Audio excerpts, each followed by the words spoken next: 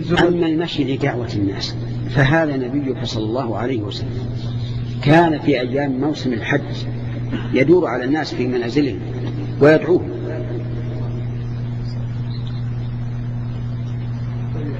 هذه واحدة. وهاجر إلى المدينة للدعوة، لأن مكة كما هو معروف آذاه أهلها ومنعوه من الدعوة، فأمر بالهجرة إلى المدينة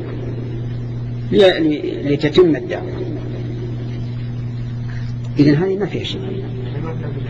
اصبر يا رجال، ناخذ شوي شوي، انت اعطيتني اياها شوي شوي. هذا السير في الدعوة. واما ترتيبها ب3 أيام او ب40 يوم او ب6 أشهر او ما اشبه ذلك، فهم يقولون نحن لا نقول ان هذه سنة، نقول هذه ترتيب وسيلة لاستقامة الدعوة، والوسائل ما لها حصر. ألسنا الآن نخطب بالميكروفون؟ عجب. طيب هل الرسول خطب بالميكروفون؟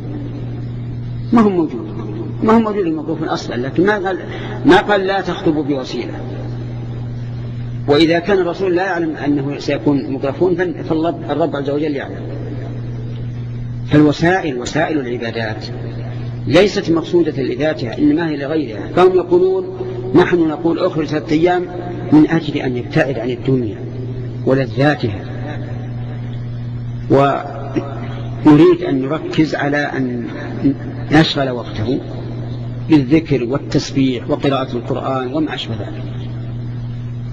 وأما ترتيب اتجاه كل يذهب إلى جهة فهذا أيضا لا بأس به، لأن كونهم يجتمعون كلهم بجهة واحدة أو كونهم يتفرقون أيهما أولى؟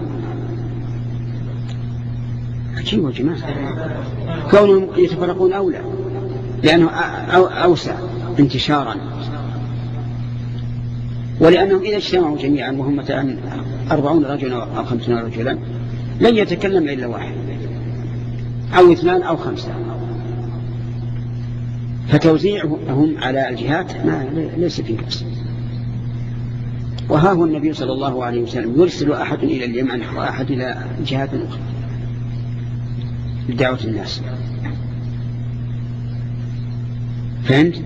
إذا ما فيها بأس. إذا رجعنا إلى التأثير فاعتقادي أنه لم يؤثر أحد من أي جهة أو من أي حزب أو من أي طائفة مثل تأثيرهم. لهم تأثير عجيب. كم من ضال اهتدى على أيديهم، وكم من فاسق اعتدل، بل كم من كافر أسلم. إنه يقال إنهم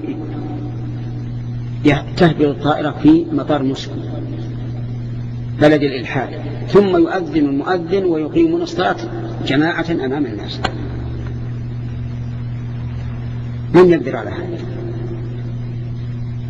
ويحجب الله